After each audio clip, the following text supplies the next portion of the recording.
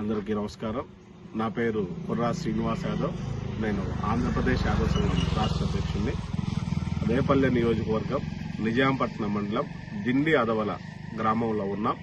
ఇక్కడ నిరుపేద యాదవ్ కుటుంబానికి చెందినటువంటి మీ పేరమ్మ పిన్నిబోయిన అలివేలు. ఈమెకు 2 పిల్లలున్నారు. కాయకష్టం చేసుకుని బతుకుతా ఉన్నారు. నిజాయితీగా ఎవరికి ఆశపడకుండా బతుకుతా ఉన్నారు. వీళ్ళకి పూర్వీకుల నుంచి దాదాపు 3-4 తరాలుగా వచ్చినటువంటి స్థలం ఇది. ఈ స్థలంలో వీళ్ళు ఇల్లు కట్టుకోవాలని ప్రయత్నం చేస్తా ఉన్నారు.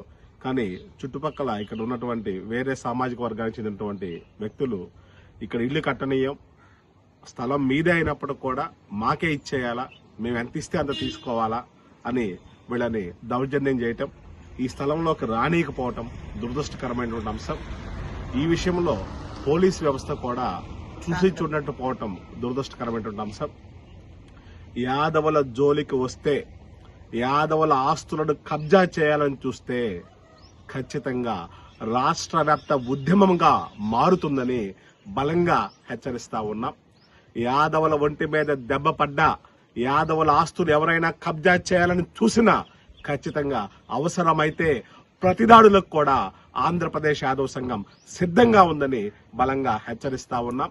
ఈ స్థలం విషయంలో మా యాదవ కుటుంబ సభ్యులకు న్యాయం జరిగేంత వరకు ఆంధ్రప్రదేశ్ యాదవ్ సంఘం పోరాటం చేస్తుందని ఖచ్చితంగా తెలియజేస్తా ఉన్నాం.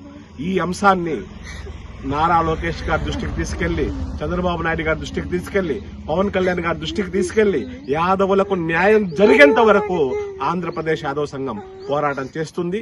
ఈ విధంగా యాదవ కుటుంబ సభ్యులను భయభ్రాంతులకు గురి చేస్తే ఖచ్చితంగా ప్రతిదాడులకు కూడా తెగబట్టడానికి సిద్ధంగా ఉన్నామని ఆంధ్రప్రదేశ్ యాదవ్ సంఘం తరపున బలంగా హెచ్చరిస్తా ఉన్నాం.